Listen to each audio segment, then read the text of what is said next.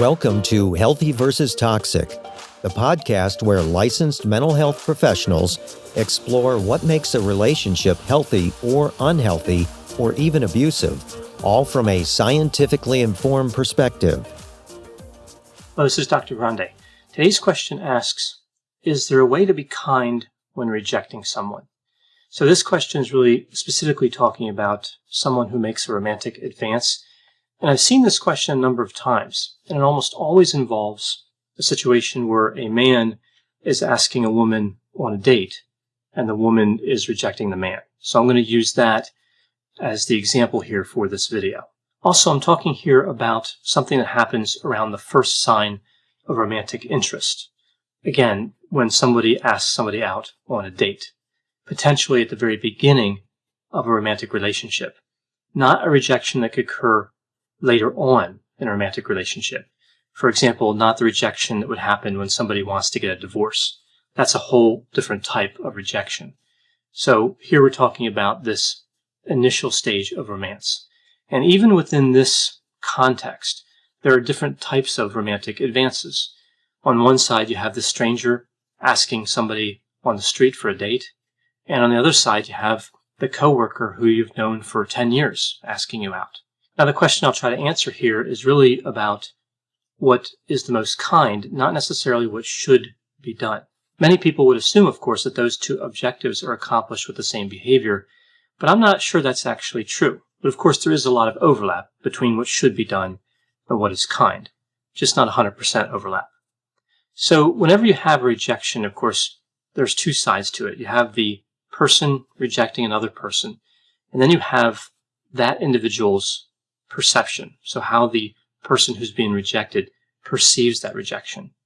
So this gets us into the research literature around rejection sensitivity, because this is important to understand because it's a part of rejection. Rejection sensitivity is a disposition to anxiously expect, readily perceive, and intensely react to rejection by a significant other.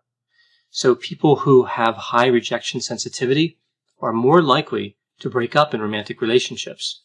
They're also more likely to have lower relationship satisfaction. People with high rejection sensitivity often behave in a way that elicits rejection. We refer to this as a self-fulfilling prophecy. And they're more likely to be violent in a romantic relationship. Now, people with low rejection sensitivity have some difficulties as well. They can more accurately detect rejection-relevant cues when they see them directed toward other people, more so than they can when they're directed toward themselves. So they're not good at picking up rejection-relevant cues if those cues are pointed toward them. So this kind of characteristic seems to be aligned a little bit with narcissism, when somebody perceives elements directed toward them differently than they see elements directed toward others.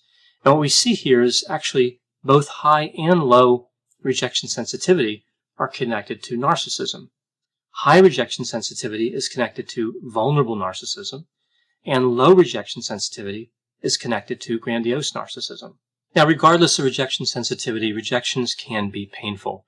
Whether somebody has high, low, or somewhere in the middle with rejection sensitivity, this is an unpleasant experience. And it's often a product about how somebody thinks about a certain outcome by asking for a date, meaning people tend to get their hopes up and not reading nonverbal communication well, so moving ahead too fast. And for some people, this is really their style. If they find somebody physically attractive, they ask them out. That's their mechanism for learning more about somebody, for exploring romantic interest. And they do this even if they don't know the person very well. People who tend to do this get rejected more often, which is, of course, completely understandable. They're coming into a situation without knowing somebody well and moving right to asking them out. For most people, though, even before there's a clear romantic interest, there's a bit of a stair-step progression with relationships that includes nonverbal and verbal components. For example, and again, I'm talking about here a man who would be asking a woman out. A man points out to a woman that her dress is attractive. And then maybe the woman, a week later, or maybe more, says something like, "I like that tie," right? So compliments the man's tie. Then it gets a little more personal. The man says, "I always like to see you smile. the woman says, "You always make me laugh," right? So you see this progression. The man compliments the woman's demeanor, disposition, or personality, maybe saying something like, "You always see the best in people." And maybe at this point, he holds eye contact a little longer than usual. The woman compliments the man's character in return. "You're always so kind to people." Again, adding that increased eye contact, which can be holding eye contact just a half a second longer. Just that small difference can be an attraction cue. So then it moves up again, right? So then we see the man kind of casually saying he would like to find the right person someday. And the woman says that she feels the same way. So again, we have this stair-step effect, reciprocity. The intimacy elevates, the connection grows stronger, and each person gradually contributes to the development of the relationship. And they look for the next signal that tells them they can increase the intensity just a little bit. So if the stair steps continue, if the couple keeps moving up those steps, then eventually the man or the woman requests a date. And when this happens, it's not a surprise. It's expected. Now, if the next expected signal isn't sent, nothing happens. The man or the woman, not seeing the next signal, backs off. They take the hint. So rejection can really happen for a variety of reasons. One reason is somebody didn't read the signals correctly. Another reason would be that an individual wanted to believe the signals were there when in fact they were not there. So rejection can be a learning opportunity, or it could be that the signals were not in fact clear, or it could just be that somebody wasn't someone else's type. And this is just the way it is sometimes. Not everybody is going to be a good match for those they find attractive. Another important thing to keep in mind is when it comes to rejection, what's really at stake? Asking somebody out on a date is not the same as asking someone to marry you. A long-term relationship may be at stake because usually they start with a date, yes, but the vast majority of dates will not result in a long-term relationship. So with rejection, what's really at stake most of the time is somebody's feelings. Somebody's feelings are at issue. Is there a way to reject somebody and spare their feelings? So I'm going to give a general list of do's and don'ts in this situation. This is on the rejection side, mostly. They may not apply to specific situations, of course, again, just general. I'm going to assume here that both people are in fact available, so they're both single, no one's married here or in a long-term relationship. And I'm also going to assume for these examples that some sort of pre-existing relationship does exist. So the man, the woman are friends, acquaintances, colleagues, not strangers on the street. So the most kind response to an unwanted romantic advance most likely would start simply with the word no. It's clear, fast, efficient. It doesn't remain open for interpretation. And of course, it's okay to say no and then add something else. This would be expected. Something like, "I don't think we're a good match. Thank you for asking. I'm flattered. I'd really like to stay friends." But in general, the more that's added to the word no, the worse things get. The complete answer, including the word no, should be brief. Again, if kindness is the objective. Also, I think it's kind to keep the request confidential, and I think it's okay to say that as well. Say something like, "I won't tell anybody that you ask." Right? Not that it's necessarily embarrassing, but it may be because they were rejected. I think it's certainly okay to say as well, "I don't have an answer right now," if in fact that's true. Can I think about this for a day or two? But most people know when they're asked on a date what the answer is going to be. So sometimes when people say, "I don't have an answer right now," that's really them trying to avoid that tough rejection. They don't want to tell the person no in that moment. They don't want to hurt somebody's feelings, which of course is understandable. So in terms of kindness, the answer is fairly straightforward. What about the other side? What about the don'ts, right? And I have, of course, more don'ts than do's in this situation. I would say, don't say, "You're too good for me," or "I'm not good enough for you," or "You deserve somebody better." "It's not you, it's me." These lines are used quite a bit, and generally, I don't think they're helpful. Another thing I would avoid would be saying, "Yes, I'll go out with you, but understand nothing's ever going to happen." This one is remarkably common, but I'm not sure what it achieves. And in terms of kindness, it does seem to be quite unkind. Another thing I've seen a few times I find interesting is this idea of saying no, but then saying, "Just kidding, the answer is yes," right? Because you want to see how somebody's going to react to being rejected.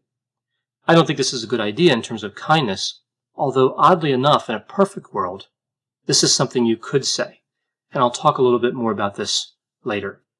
In terms of additional don'ts, I would say don't laugh hysterically. Really, not laughing at all would be better, right? Any type of laughing would be a bit unkind. And there's other responses I find as unhelpful, like the "are you kidding" response or "what are you talking about" response. Those generally don't go over too well either in terms of kindness. Some other responses I've heard of that I think are also a bit unkind. "I don't want to settle." That one's a little rough. "I like your personality, but I don't want someone who's unattractive." Well, that's kind of mean too. "I want somebody who's going to be successful in the future." Again, that one's kind of mean. And I think that one could be open for somebody trying to achieve success and then coming back and asking someone out again. Then there's this debate around saying, "I'm sorry." I know people have strong feelings about this, and I understand the argument. If someone asks someone else out on a date, if a man asks a woman out on a date, the woman doesn't have anything to apologize for by saying no, right? I agree with that. But I also understand that saying "I'm sorry" is kind of a normal, natural response. So I don't think this is really unkind or kind. Now, another area in terms of the don'ts I would mention here is don't give a reason that can be contested. It never works out as someone would hope. And I think it invites argument, and someone becomes encouraged to attempt to ask again, to ask someone out on a date again. For example, when saying no, when rejecting somebody, saying, "I'm really looking for someone who's more confident." Now they might go out and try to appear more confident and then come back and ask you again. "I really want somebody who has a stable job." Now they might go get a job and again come back and ask again. Or there's this one saying, "Really, you're not my type." The problem here is this doesn't offer enough specificity, and it can really mean anything, and it leaves someone open to this question of, well, what is your type? So this just prolongs things. And again, in terms of kindness, this whole rejection, this invitation and rejection, all being contained in a brief duration, is more kind. Now, on the other side, I wanted to address this because I've seen this interesting scenario a few times. If we look at the man's point of view, so we've seen these different techniques for men to avoid rejection. So they want to ask somebody out, but they don't want to be rejected. So they come up with these, I guess, somewhat clever schemes, at least at first glance, but I don't think ultimately they work out. So one that I'll mention here is this idea of a man asking a woman out and then saying, "Don't answer. Just let me know when the answer is yes." So it's like kind of a sneaky way of doing things, right? So you ask somebody out on a date and you say, "I don't want an answer, but when the answer is yes," so it's kind of presumptive, "then come and see me. And if you don't come and see me, I won't bother you again." So in a sense, it's a mechanism to try to avoid rejection and to do so seeming like you're not being pushy. But the problem is, again, at first glance, it might seem clever, but in the long run, it really creates more stress because now every time there's an interaction, there'll be this expectation that this might be the day when there's an answer.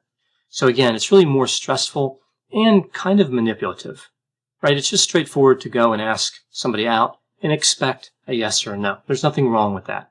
Yes, the rejection hurts, but it can't be avoided through kind of manipulative techniques, in my opinion anyway. So in consideration of all this, what we know about rejection sensitivity and this general list of do's and don'ts, what do we have here? Well, the truest kindness in rejection comes through clear rejection, rejection that has finality. Now, in terms of how to handle rejection, which is another related question I've heard many times, I would say consider a clear rejection a favor. It saves time. It allows you to find someone who's a better match. So in terms of how to respond to a rejection, I would say something like, "Thank you for being clear with me. I respect your answer. I hope we can still be friends," if that's relevant to the situation. In terms of unhelpful ways to respond to rejection, I don't think it's a good idea to say, "Oh, I understand. It makes sense, right? I'm not a good person. You can find somebody better," or to even take it further and say, "I'm an awful person. I completely understand the rejection. I don't even know what I was thinking by asking." This is kind of like a guilt trip, and I don't think it makes somebody look good. I don't think it's a kind of a favorable way to appear. Again, I think it's just better to be straightforward and say, "I respect your answer." And I think it's a good idea at that point just to leave the person alone. Don't bring it up again, right? The question was asked, the question was answered, and that would be, in most situations, the end of it.